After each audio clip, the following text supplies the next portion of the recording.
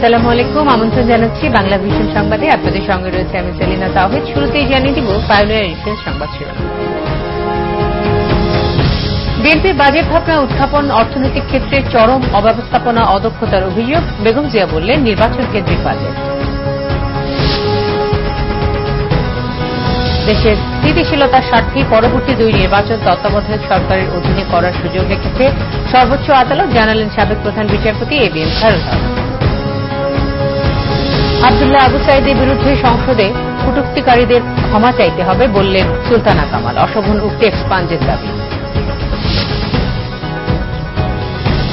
দূরদৃষ্টির অভাব আর রাজনৈতিক বিবেচনায় প্রকল্প গ্রহণ গতি হারিয়েছে বাজেট, বিশ্লেষকরা বললেন বেশিরভাগ প্রতিশ্রুতি পূরণেই সরকার ব্যর্থ। শুনছিলেন পায়োনিয়ার ইনফ্লুয়েন্স শিরোনাম। মলফিক্স পারফেক্ট ফিট, সুস্থ শিশু, সুন্দর হাসি। এবারে বিস্তারিত। দলীয় বিবেচনায় জাতীয় বাজেট প্রণীত হচ্ছে। নির্বাচনকে সামনে রেখেই বাজেট বরাদ্দের পরিমাণ নির্ধারণ করা হচ্ছে, এই অভিযোগ করেছেন বিরোধী দলীয় নেত্রী বেগম খালেদা জিয়া।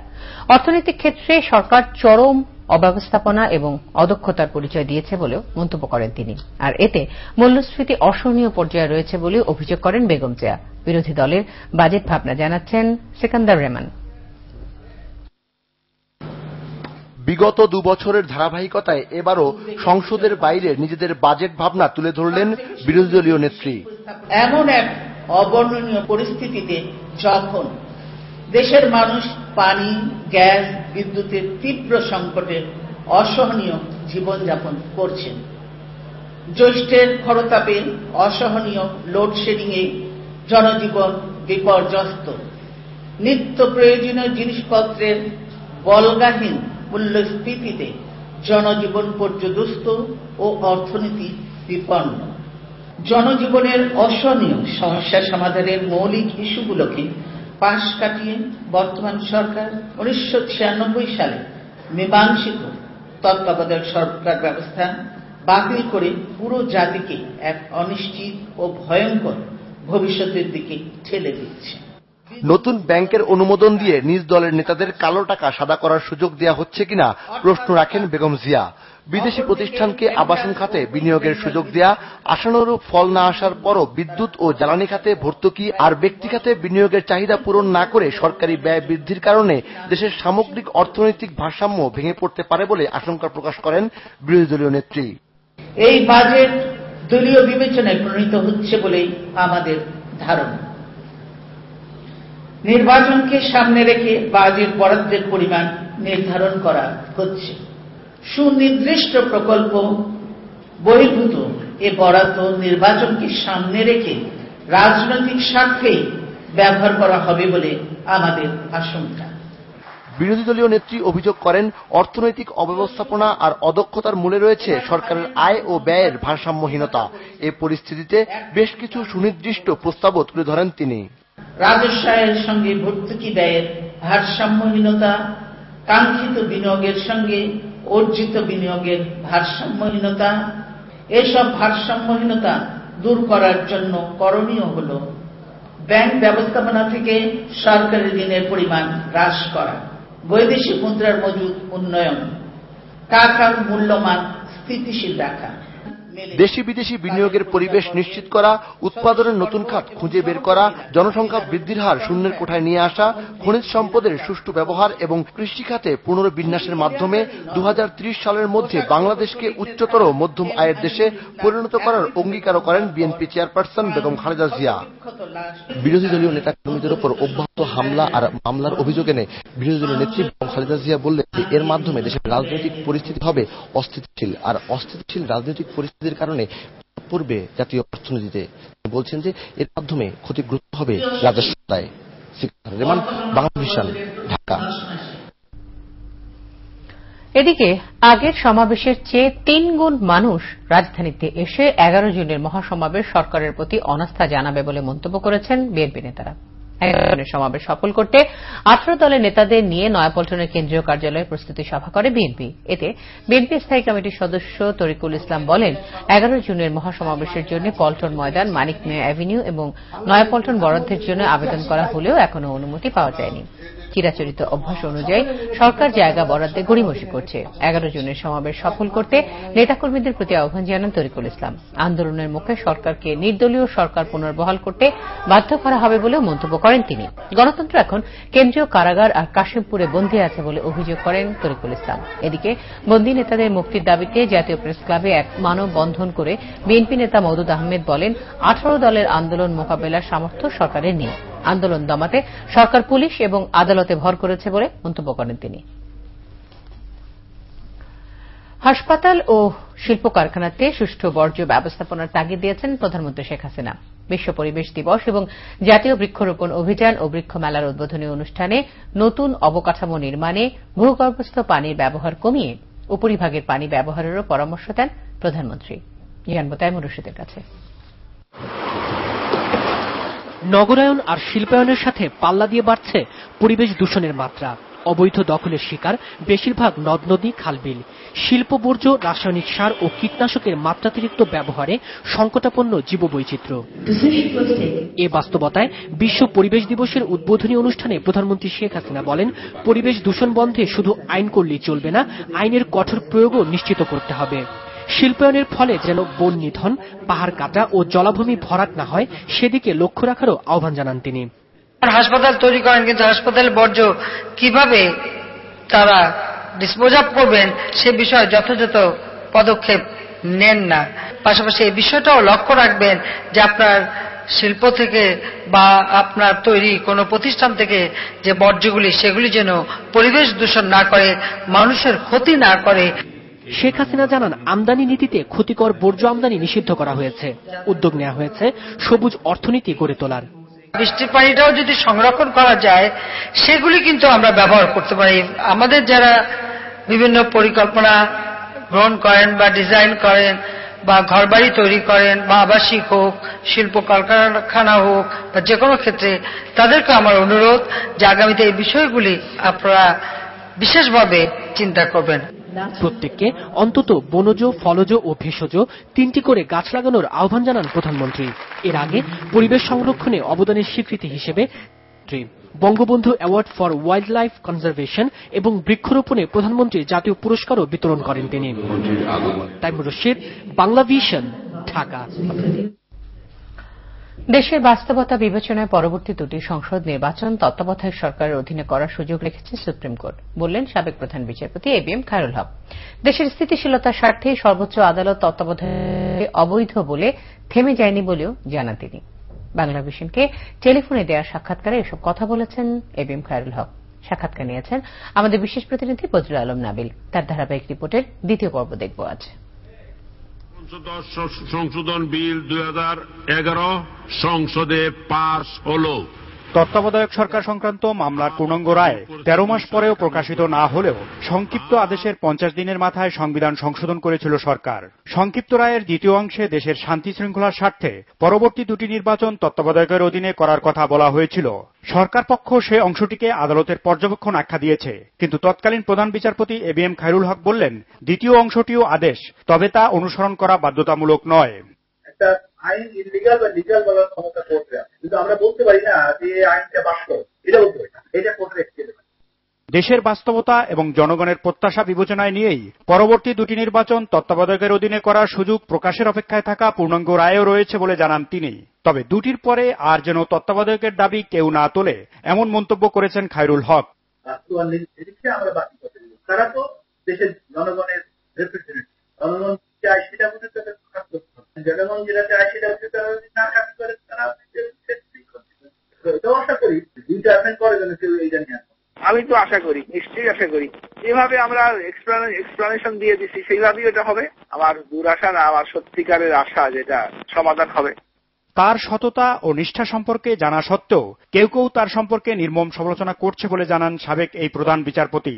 আমি যেখানে কাজ করছি, চাকরি করছি, লিগাল অ্যাডভাইজারি করছি, সবাই জানে যে আমার কি শক্ত জীবন গেছে। আমার নিজের জন্য এবং আমার স্ত্রীর জন্য মেডিকেল বিল পাওয়া কিন্তু আমাদের অধিকার। আর 10 লাখ টাকা তো ধরেন আমি নিছি আমার স্ত্রীর চিকিৎসা খাতে, আর মানুষের অন্য চিফ জাস্টিসের 30 লাখ টাকা পর নিছে, তারাও কি ওই টাকা খেয়ে রায় লিখছে নাকি? বাংলাদেশের মানুষের বিশ্বাস করে কেউ? তত্ত্বাবধায়ক সরকার সংক্রান্ত সংবিধানের 13তম সংশোধনী অবৈধ ঘোষণা করা হয়েছিল তৎকালীন প্রধান বিচারপতি এবিএম খায়রুল হকের নেতৃত্বে। বদরুল আলম নাবিল, বাংলা ভিশন, ঢাকা। অধ্যাপক আব্দুল্লাহ আবু সাঈদ সম্পর্কে কুচুক্তিকারীদের জাতীয় সংসদে ক্ষমা চাইবার দাবি জানিয়েছেন টিআইবি চেয়ারম্যান সুলতানা কামাল। টিআইবির পক্ষে বলা হয়, এই ঘটনা গোটা জাতির জন্য লজ্জাজনক ও মর্যাদাহানিকর। তারা এসব অশোভন উক্তি এক্সপাঞ্জ করারও দাবি জানাচ্ছেন স্যামুল হক। চুরি করে এটা ছিল না, রাজা মানে সরকার, রাষ্ট্র। আমাদের এই সময়ে এটা হয়েছে। সম্প্রতি টিআইবির একটি অনুষ্ঠানে বিশিষ্ট নাগরিক অধ্যাপক আব্দুল্লাহ আবু সাঈদের এই বক্তব্য কয়েকটি সংবাদপত্রে অতিরঞ্জিত রূপে প্রকাশিত হলে জাতীয় সংসদে ঝড় ওঠে। কোন রকম বাদ বিচার ছাড়াই আব্দুল্লাহ আবু সাঈদের বিরুদ্ধে করা হয় ব্যক্তিগত আক্রমণ। আইন বিচার বিষয়ক সাংসদদের আক্রমণ থেকে বাদ পড়েনি দুর্নীতি বিরোধী বেসরকারি প্রতিষ্ঠান টিআইবিও। মঙ্গলবার অধ্যাপক আবু সাঈদকে সঙ্গে নিয়ে সংবাদ সম্মেলনে টিআইবির পক্ষ থেকে জানানো হয়, সংসদ সদস্যদের দায়িত্বজ্ঞানহীন আচরণে মর্যাদা হানি হয়েছে জাতীয় সংসদের। আমি চাই না যে আমার প্রতিনিধির ওই চেহারা আমি দেখি, যে চেহারা যথেষ্ট গুরুত্ব দেয় না কোন একটা কথা বলার আগে সেই কথা বলার মানটা সে রক্ষা করতে পারবে কিনা সেটা দেখতে বলা হচ্ছে যে তাদের বিরুদ্ধে যে কোনো ধরনের কথা বলা সংবিধানের লঙ্ঘন। আমি একজন আইনজীবী, চ্যালেঞ্জ করছি, সংবিধানের কোথায় আছে যে আমরা কখনো আমাদের নির্বাচিত প্রতিনিধিদের কোন রকম সমালোচনা করতে পারবো না। অধ্যাপক আবু সাঈদ স্বভাবসুলভ রসিকতা দিয়ে সমস্যা মিটে গেছে জানালেও লুকাতে পারেননি মনোকষ্ট। শিক্ষিত মানুষের একটা পরিশীলিত ভাষা আছে, কঠিনতম কথাও কিন্তু সেই ভাষায় মার্জিত সুন্দরভাবে বলা যায়। যে কোনো কথা। একজন শিক্ষকের তো এত গাড়ি বাড়ি থাকার কথা নয়। এই জায়গাটাতে আমি একটু কষ্ট পেয়েছি, কারণ আমি খুবই দরিদ্র জীবন যাপন করেছি। যদি মনের মধ্যে কারো মনে হয় যে হয়তো কাজটা সঠিক হয়নি, তাহলে আমি মনে করব যে তিনি দুঃখিত হয়েছে, আর দুঃখিত না হলেই বাকি।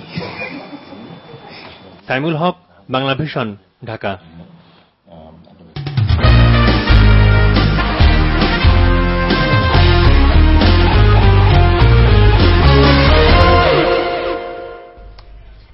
চলতি অর্থবছরে কৃষি আর রাজস্ব খাতে উল্লেখযোগ্য সাফল্য থাকলেও সরকার বাজেটের বেশিরভাগ প্রতিশ্রুতি পূরণে ব্যর্থ হয়েছে বলে মনে করছেন বিশ্লেষকরা। দূরদৃষ্টির অভাব আর রাজনৈতিক বিবেচনায় প্রকল্প গ্রহণের ফলে গতি হারিয়েছে বাজেট বাস্তবায়ন। মূল্যস্ফীতি নিয়ন্ত্রণ আর বিনিয়োগের পরিবেশ তৈরি করতে না পারাও সরকারের তৃতীয় বাজেটের বড় সমালোচনা।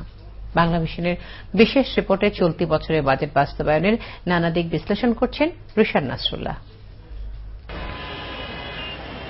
মহাজোট সরকারের তৃতীয় বাজেটে স্পষ্ট ছিল নির্বাচনী ইশতেহার বাস্তবায়নে বেশ কিছু অর্থনৈতিক ও রাজনৈতিক অঙ্গীকার। বিনিয়োগ বান্ধব পরিবেশ তৈরি, নিত্য প্রয়োজনীয় পণ্যের দাম কমানো, বিদ্যুৎ জ্বালানি খাতের উন্নয়ন এবং বেকারদের কর্মসংস্থানে ন্যাশনাল সার্ভিস প্রবর্তনের অঙ্গীকার ছিল অনেকটা লোভনীয় অফারের মতো। বছরান্তে বাজেটের খেরোখাতা খুলে সেই অঙ্গীকার পূরণের হালচিত্র মেলানোর সময় এসে গেছে, কারণ চতুর্থ বাজেট ঘোষণার পথে সরকার। প্রতিশ্রুতি ছিল নির্বাচনে যে প্রাইম মিনিস্টার, মন্ত্রিসভার সদস্য, আমলাতন্ত্র, বড় পোস্টে যারা আছে, ক্ষমতাধর ব্যক্তি যারা আছে, তারা তাদের আয় এবং সম্পদ প্রত্যেক বছর ট্রান্সপারেন্ট করবেন, কিন্তু সেটা তো করা হলো না। সুতরাং সন্দেহ তো থেকেই যায় যে গভর্নমেন্ট আইন করছে সম্পদ করেন, কিন্তু সম্পদের ডিসক্লোজার করতে ক্ষমতাবান লোকরা বাধ্য নন। তাহলে একদিকে আইন হচ্ছে, আরেকদিকে আইন ব্যর্থ হয়ে যাচ্ছে। গভর্নমেন্ট কতগুলো ভুল অনুমানের ভিত্তিতে বাজেট প্রণয়ন করেছিল এবং যেহেতু এই অনুমানটা চেঞ্জ হয়ে গেছে, সুতরাং সে বিপদে পড়েছে। অর্থনীতিবিদ এম এ আকাশের মতে মূল্যস্ফীতি আর সামষ্টিক অর্থনীতির ব্যবস্থাপনার দুর্বলতার পরিণতিতে বাজেট বাস্তবায়নে ব্যর্থ হয়েছে সরকার। ব্যর্থতার পিছনে মূল্যস্ফীতিটা প্রধান কারণ, এবং এটা শুরুটা হয়েছে জ্বালানি খাতের একটা সিদ্ধান্ত থেকে। এটা করতে গিয়ে বাজেটের যত ক্যালকুলেশন ছিল তার চেয়ে অনেক বেশি টাকা খরচ করতে হয়েছে। ভর্তুকি দিতে হয়েছে বিদ্যুৎ খাতে, সেই টাকা ব্যাংক থেকে লোন নিতে হয়েছে। সেই লোন নেওয়ার ফলে সেই টাকা যখন ছাপানো হয়েছে অথবা লোন নিয়েছে, তখন তার মুদ্রাস্ফীতিগত এফেক্ট হয়েছে। শক্তিশালী জেলা কাঠামো না থাকায় জেলা বাজেট থেকেছে বাগাড়ম্বর হয়ে, আর সঠিক ধারণা না থাকায় পিপিপি বাস্তবায়ন সম্ভব হয়নি বলেও মনে করেন তিনি। জেলা বাজেট মানে মৌখিক অর্থে না, রিয়েল কাঠামোগত এবং ক্ষমতার কাঠামোতে পরিবর্তন করে কার্যকর স্থানীয় সরকার তৈরি করে সেটা করতে হবে, সেটাও তো করা হচ্ছে না। বিদ্যুৎ জ্বালানি সংকট দূর করতে না পারলেও ভর্তুকি কমানোর নামে দফায় দফায় দাম বাড়াতে শতভাগ সফলতা দেখিয়েছে সরকার। অথচ ভর্তুকিরও বেশি টাকা খরচ হয়েছে বিদ্যুৎ উৎপাদনে, জ্বালানি তেল আমদানিতে। বরাদ্দ যথেষ্ট না আমাদের ক্রাইসিসের তুলনায়। আরেকটা হচ্ছে ইমপ্লিমেন্টেশন, এই ইমপ্লিমেন্টেশনও যথেষ্ট না।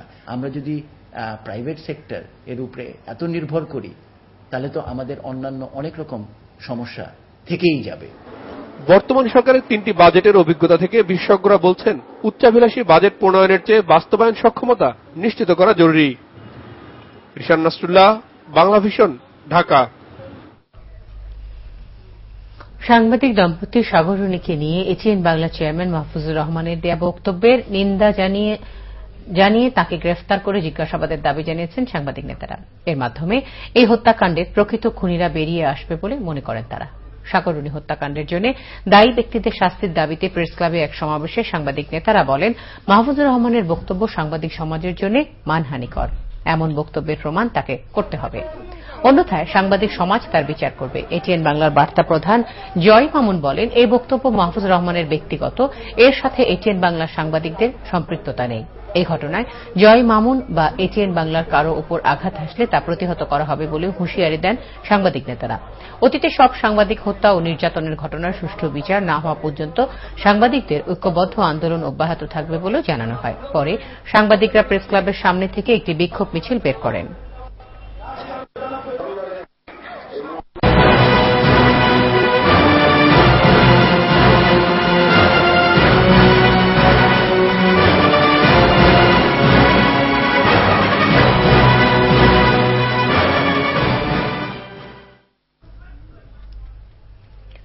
অযত্ন আর অবহেলায় বেড়ে উঠছে অগণিত পথশিশু। রেল স্টেশন, বাস স্ট্যান্ড, ফুটপাত কিংবা বস্তি যেন তাদের শেষ ঠিকানা। কখনো একবেলা খেয়ে, কখনো বা না খেয়েই কাটে তাদের দিন। তবুও স্বপ্নজল বনে চলে তারা। বিশেষজ্ঞরা বলছেন, এদের সামনে সঠিক কোনো লক্ষ্য না থাকায় প্রতিটি মুহূর্ত তারা যেন ছুটছে অজানা গন্তব্যে। রফিকুজ্জামান রাফির তোলা ছবিতে রাজধানীর পথশিশুদের নিয়ে SM ফয়েজের ধারাবাহিক রিপোর্টের আজ দেখব শেষ পর্ব।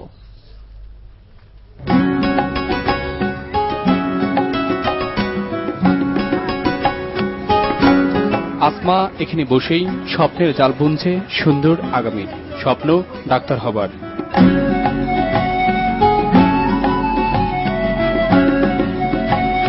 রাস্তার ধারের এই খুপড়ি ঘরটি থেকে আসমা যেতে চায় বিশাল পৃথিবীতে। আসমার মতোই এই শিশুরাও স্বপ্ন দেখেন রঙিন ভবিষ্যতের। তুমি কি হতে চাও? আমি ডাক্তার হতে চাই। ডাক্তার হয়ে তোমার স্বপ্ন কি?